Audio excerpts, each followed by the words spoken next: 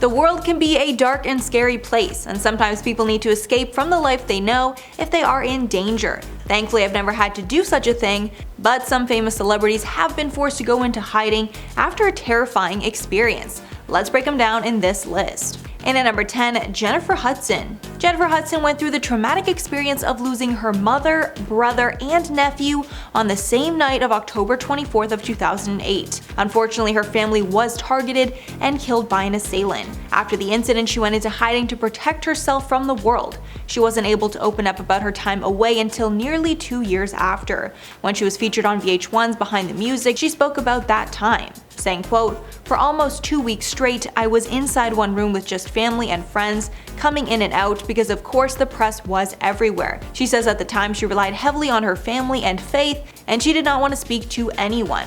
During this time, she was offered a role in a major movie, but decided to turn it down so she could focus on getting better. When she was finally ready to get back into the spotlight, she performed the Star-Spangled Banner to open the 2009 Super Bowl. And at number 9, Dave Chappelle. Dave Chappelle had one of the most successful comedy careers of all time, until he suddenly disappeared from his comedy show and wasn't seen in public for years after.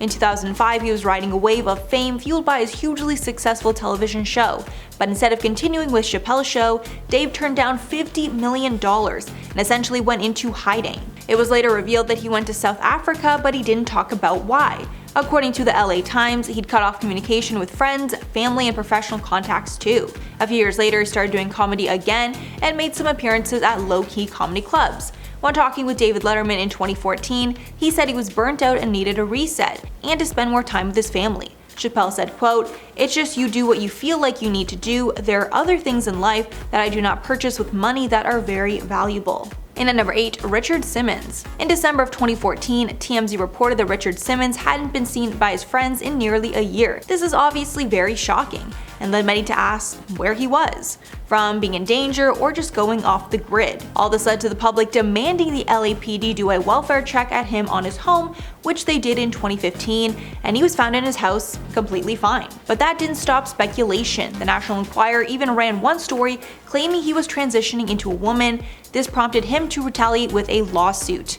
When the story got too big to ignore, Simmons told the Today Show, quote, "No one is holding me in my house as a hostage. I just sort of wanted to be a little bit of a loner for a little while."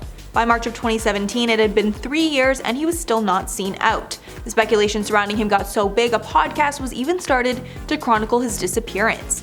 He is now back and even starting new projects. And at number 7, Susan Boyle. Susan Boyle became an instant sensation after she competed on Britain's Got Talent in 2009.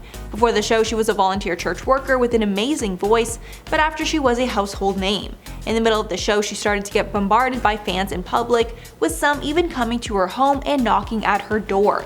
It got so bad she was forced to move to an undisclosed location to wait out the end of the show, and so she could practice for her final performances in peace. Her brother John told People, quote, "She has had people banging on her door. It's been really terrible for her." Judge for the show Piers Morgan told BBC it was so bad at one point, Boyle was considering leaving the show altogether, saying, quote, "She is very distraught to the extent where she packed her bags and was going to leave the show." In the end, Boyle did not win the show, but it was the start of her massive solo career. And at number 6, Michael Jackson. At one point, the King of Pop was the most famous person in the world, and his loyal fans and paparazzi were obsessed with him to the point they would stalk him in public and show up to his private home. Near the end of his life, one of his close friends exposed that Michael was so done with the fame, he wanted to go into hiding. That friend, named Donny Osmond, met Michael as child stars, and they connected on their similar upbringings. According to the Las Vegas Review-Journal, Jackson called Osmond about 18 months before he died. Jackson told him that he had rented a motorhome with his kids and he was hiding out from paparazzi in the desert. Jackson apparently said, quote, "I just want to hide. I want to get away from people." Osmond said that after that, Michael isolated himself from the world completely. Halfway number 5, J.D. Salinger. J.D. Salinger's classic book, The Catcher in the Rye, is one that I'm sure all of you have most likely read. I think I did either in high school or middle school. Since this book and the author are so famous, it's crazy to learn that he was a recluse most of his life. Even more shocking, the author passed away in 2010 at the age of 91 years old. In 2013, a book was released on the author's life, revealing just how reclusive and private that he was. It was suggested that he suffered from PTSD from his time serving in World War II. Allegedly, the author carried 6 chapters of his famous novel with him when he landed on the beach on D-Day. Shortly after fighting, he checked himself into an institution to help him cope with all he had experienced and seen during the war. Even more insane, after he left this institution, he signed up for more fighting, volunteering to defeat the Germans. One of the authors of this book claimed that the effects of the war made Salinger turn to a life of isolation. Apparently, Salinger's book was rejected by one publisher because they found him to be too unstable. And at number 4, Joe Strummer. Joe Strummer is the frontman for the band Clash, and years before his 2002 death, he became somewhat of a recluse. Back in 1982, the band started to struggle, so the band's manager Bernie Rhodes came up with an idea for Strummer to disappear from the public for a bit just to drum up publicity. The plan was for him to lay low in Texas, but before he was set to leave, he disappeared for real, telling nobody where he was going.